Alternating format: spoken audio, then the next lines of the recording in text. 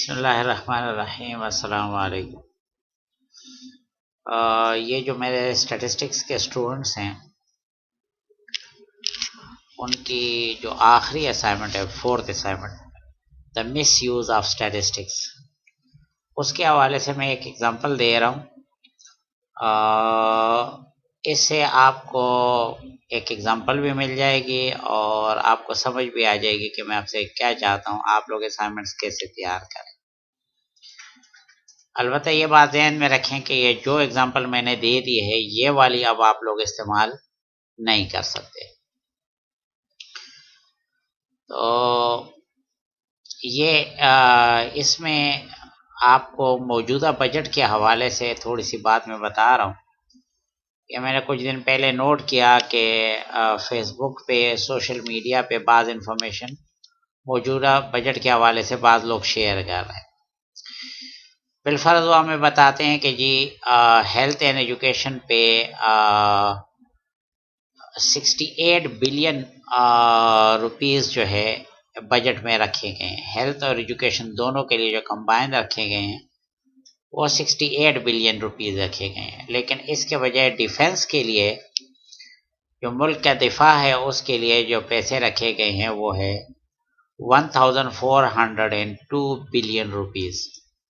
اب یہ جب آپ دیکھتے ہیں اور خاص طور پہ اگر اس کا اس طرح کا گراف بنا دیا جائے تو یہ انفارمیشن ایسی ہے کہ آپ کا دماغ گھما دے گا۔ یہ بتاتا ہے کہ جی آپ کیا یہ فوج اور دفاع والے جو ہے نا ایسے آسمان سے اترے، اور یہ دیکھیں یہ اس پیزا یہ سمجھ لے کہ یہ ایک روٹی ہے یا ایک پیزا ہے، تو اس پیزا کا کتنا بڑا حصہ اٹھا رہے ہیں، اور یہ باقی جو اتنا چھوٹا سا رہ گیا ہے یہ ہیلتھ اور ایجوکیشن والے دونوں کے لیے کمبائن۔ اور اس طریقے سے آپ ہیلتھ میں اور ایجوکیشن میں جو لوگ ہیں ان کو حکومت کے خلاف جو ہے احتجاج پر مجبور کر سکتے ہیں، یعنی بدامنی پھیلا سکتے ہیں، لوگوں کو صحیح پریشان کر سکتے ہیں، لوگوں کو اپنی فوج کے خلاف کر سکتے ہیں اگر آپ اس طریقے سے یہ انفارمیشن پہ۔ اور میں آپ کو بتا رہا ہوں کہ سوشل میڈیا پر یہ میں نے انفارمیشن سوشل میڈیا سے لی ہے، یہ انفارمیشن میں سوشل میڈیا سے لی ہے، یہ گراف میں نے خود بنایا۔ تو بہرحال لیکن یہ انفارمیشن اس طریقے سے شیئر کی جا رہی ہے۔ اب ذرا یہی انفارمیشن میں تھوڑا سا چینج کر کے آپ کو دوبارہ بتا رہا ہوں، اس میں اسی بجٹ سے میں تھوڑی سی اور انفارمیشن اس میں شامل کر کے اور یہ انفارمیشن آپ کو دوبارہ بتا رہا ہوں، اور یہ میں نے دوسرے شیٹ میں یہ انفارمیشن رکھی ہوئی ہے۔ اب ذرا دیکھیں، اب کی دفعہ میں نے یہ کیا کہ ہیلتھ اور ایجوکیشن کے وہی 68 بلین روپیز ہے، ڈیفنس کے لیے وہی 1402 بلین روپیز ہے، یہ بھی وہی ہے، یہ دونوں انفارمیشن پرانی ہے۔ میں نے صرف یہ کیا کہ حکومت کو سود کے لیے کتنے پیسے دینے پڑیں گے۔ سود کے لیے پتہ چلا کہ حکومت نے اب کی دفعہ 2946 بلین روپیز رکھے، صرف سود کے لیے حکومت نے 2946 بلین روپیز رکھے۔ اور اب جب میں ان کا گراف بناتا ہوں تو پہلی بات تو یہ کہ مجھے پتہ چلتا ہے کہ واقعی ہیلتھ اینڈ ایجوکیشن کے لیے بہت تھوڑے پیسے رکھیں اور دفاع کے لیے بہت ہیں، ٹھیک ہے، بالکل سمجھ آتی ہے، لیکن یہ کیا ہے، یہ جو سود کی پیمنٹ میں پیسہ جا رہا ہے یہ کیا ہے؟ اب آپ کو پتہ چلتا ہے جب آپ انفارمیشن کو اس طرح دیکھتے ہو تو آپ کو پتہ چلتا ہے کہ اگر یہ پیمنٹ ہمیں نہ کرنی پڑتی تو دفاع والے تو اتنے پر مطمئن ہو جاتے، یا چلے اتنا نہیں ہم تھوڑا سا اور بھی دے دیتے، لیکن ہمارے پاس ایک بہت بڑی مقدار میں پیسے بچتے جو ہم ہیلتھ پہ لگا سکتے تھے، ایجوکیشن پہ لگا سکتے اگر ہمیں سود نہ دینا پڑتا۔ ٹھیک ہے، یہ ایک ایسے مسئلہ ہے۔ ساتھ ہی یہ اس میں آپ کی توجہ اس طرف جاتی ہے کہ ٹھیک ہے ہمارے ہزار اختلافات ہیں،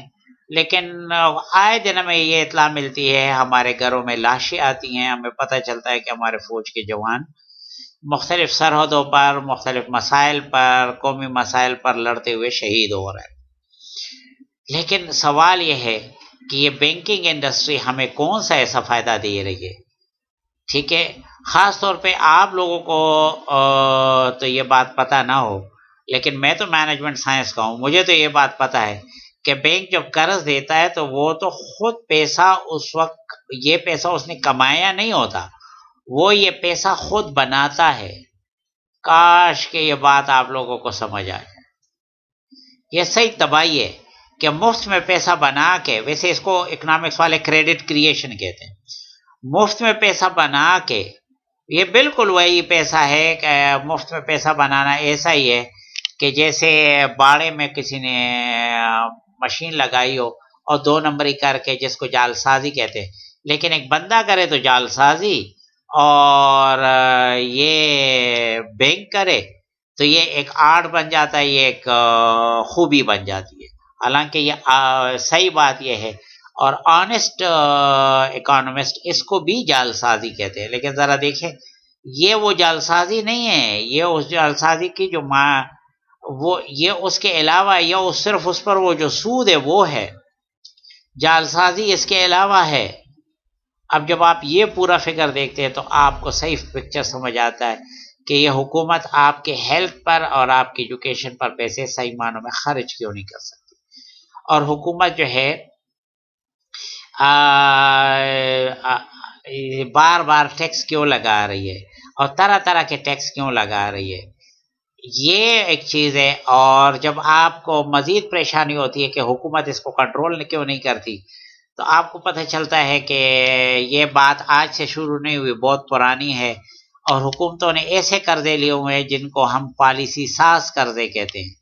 ایسے قرضے کہ جن کی وجہ سے حکومتوں نے ایسی پالیسیاں بنا دی ہیں کہ اب وہ ان بینکوں کو کچھ نہیں کہہ سکتے۔ تو بہرحال میرا مقصد یہ تھا کہ آپ کو اگر صرف اتنا بتا دیا جائے، صرف اتنا بتا دیا جائے، تو آپ اپنی حکومت کے خلاف ہو جائیں گے، اور شاید اس کے خلاف احتجاج کریں گے، آپ اپنی حکومت کو تباہ کرنے کے در پہ ہو جائیں گے،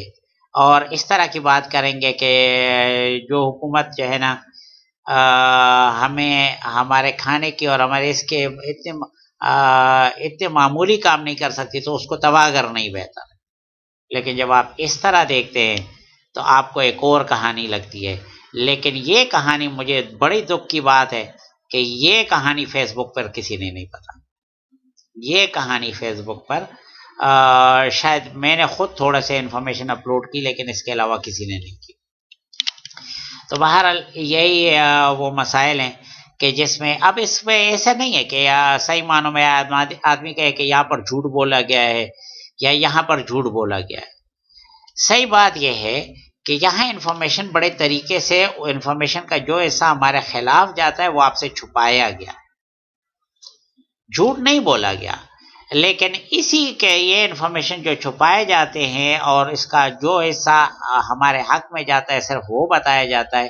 اسی کو پروپیگنڈا کہتے ہیں۔ اسٹیٹسٹک اس پروپیگنڈے میں بھی استعمال ہوتا ہے، اور اسی وجہ سے بعض لوگ کہتے ہیں کہ there are 3 type of lies، جھوٹ کی 3 قسمیں ہوتی ہیں۔ there are 3 type of lies، lies، damn lies and statistics۔ تو اسٹیٹسٹک جھوٹ کی ایک تیسری قسم ہے، لوگ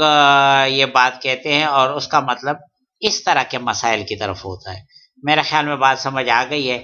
آپ کا بہت شکریہ، لیکن یاد رکھیں کہ آپ نے اپنے اسائنمنٹ میں اس طرح کے ایگزامپل ڈھونڈنے ہیں، لیکن یہ ایگزامپل اب آپ استعمال نہیں کر سکتے۔ آپ کا بہت شکریہ، السلام علیکم ورحمۃ اللہ۔